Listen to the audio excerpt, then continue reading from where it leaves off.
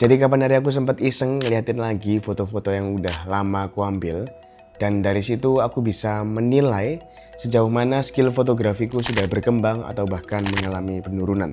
Jadi di video ini aku mau share ke kalian hasil dari keisengan tadi, apa aja yang aku dapat, dan aku akan breakdown jadi 4 tips yang hopefully bisa bermanfaat buat kita semua.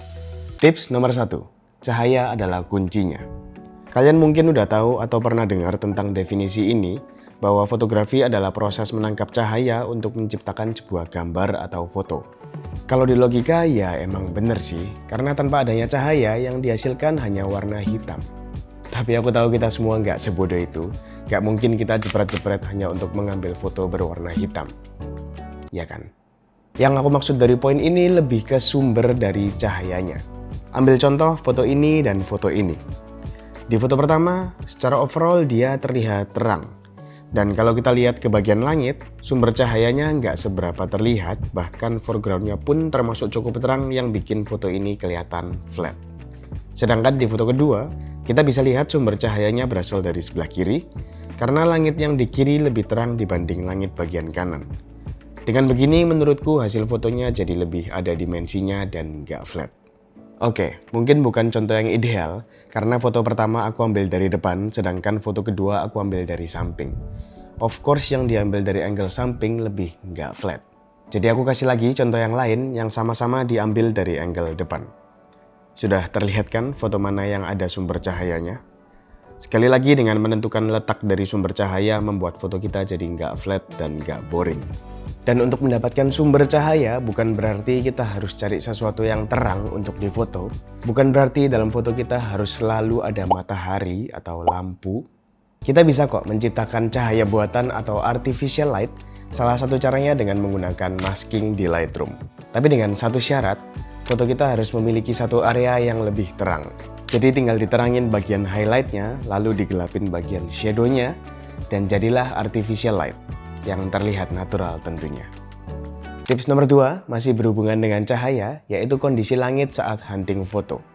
Dalam street fotografi, apalagi kalau kita huntingnya antara pagi sampai sore, udah jelas bahwa sumber cahayanya adalah matahari. Maka dari itu penting juga untuk menentukan kapan waktu yang tepat buat hunting foto. Dan yes, aku juga dapat beberapa feedback dari kalian tentang hal ini di video sebelumnya.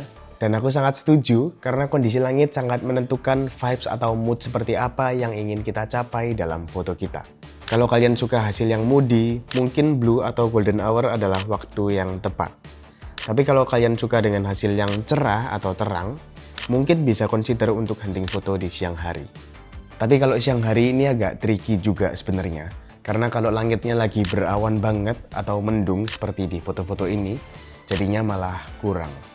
Mungkin ada satu tips yang bisa aku kasih semisal kalian sudah terlanjur hunting waktu langitnya lagi jelek, yaitu kurangin proporsi langitnya. Contohnya seperti foto ini. Daripada langitnya terekspos sebanyak ini, kita bisa kurangi dengan menggunakan dedaunan yang menjadi foreground sekaligus frame buat objeknya. Jadinya kita juga lebih fokus sama komposisinya daripada sama langitnya. Ini salah satu contoh aja ya guys. Ada banyak cara untuk mengurangi proporsi langit, tinggal disesuaikan dengan konteks dan style foto yang mau kalian capai.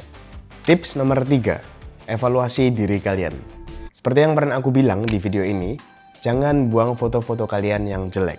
Dan foto-foto tersebut nggak cuma untuk disimpan, tapi juga dievaluasi. Karena dengan mengevaluasi foto sendiri, kita jadi ngerti apa yang menjadi kelemahan-kelemahan kita. Seperti ini contohnya. Jujur ini salah satu foto yang menurutku kurang. Kok bisa? Terlepas dari komposisi dan subjeknya yang ngeblur, aku nggak suka dengan tone warnanya. Jujur aku nggak seberapa bisa kalau harus mengcolor grade foto dengan tone warna seperti ini, yang warnanya agak kecoklatan. Aku lebih bisa ngedit foto yang tone warnanya dominan biru seperti foto-foto ini. Tapi dengan fakta dan evaluasi tadi, aku jadi ngerti bahwa waktu yang ideal buat aku hunting foto adalah saat blue hour. Kalaupun nggak bisa hunting foto saat blue hour, setidaknya aku akan cari spot yang nggak banyak warna coklatnya. Atau justru kebalikannya. Aku akan cari spot yang banyak warna coklatnya supaya hal tersebut bisa menjadi latihan untuk mengembangkan skill editingku. Well, itu contoh evaluasi dari aku sendiri. Hasil evaluasi kalian mungkin beda, tapi semoga dari contoh tadi kalian bisa dapat gambarannya. Atau mungkin dari kalian ada saran lain untuk mengevaluasi foto? Feel free untuk komen di bawah biar kita juga sama-sama belajar. Tips nomor 4, apresiasi diri kalian. Kalau dengan evaluasi tadi kita belajar dari hasil foto yang jelek, nah dengan mengapresiasi diri kita belajar dari hasil foto yang bagus. Emang kalau foto udah bagus, apanya yang mau dipelajarin? Well, selalu ada ruang untuk belajar guys. Ambil contoh foto ini. Ini merupakan salah satu foto favoritku, tapi bukan sekedar foto bagus yang aku pilih secara random. Ada alasannya kenapa dia bisa jadi foto favoritku. Yang pertama, aku suka adanya aksen dari lampu di atas ini yang mempertegas garis leading line-nya.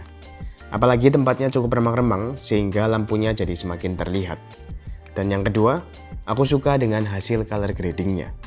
Seperti yang aku sempat bilang tadi, aku lebih bisa ngedit foto dengan tone warna biru daripada coklat. Dan foto ini adalah salah satu buktinya. Menurutku tone birunya nyambung banget sama vibes remang-remangnya, jadi kerasa dark and moody, tapi di saat yang bersamaan, cahaya dari lampunya ini cukup membantu sehingga ruangannya nggak kerasa segelap itu. Seakan-akan memberikan vibes ada secercah cahaya di tengah kegelapan. Nah, dari foto ini akhirnya aku jadi ngerti dan semakin yakin kalau aku lebih enjoy dan lebih bisa untuk ngedit foto dengan tone warna biru atau yang tone warnanya bisa diubah menjadi biru. Sehingga aku tahu kalau blue hour, malam hari, tempat indoor dan preferably yang remang-remang adalah spot yang ideal buat aku hunting foto. Seperti ini contohnya.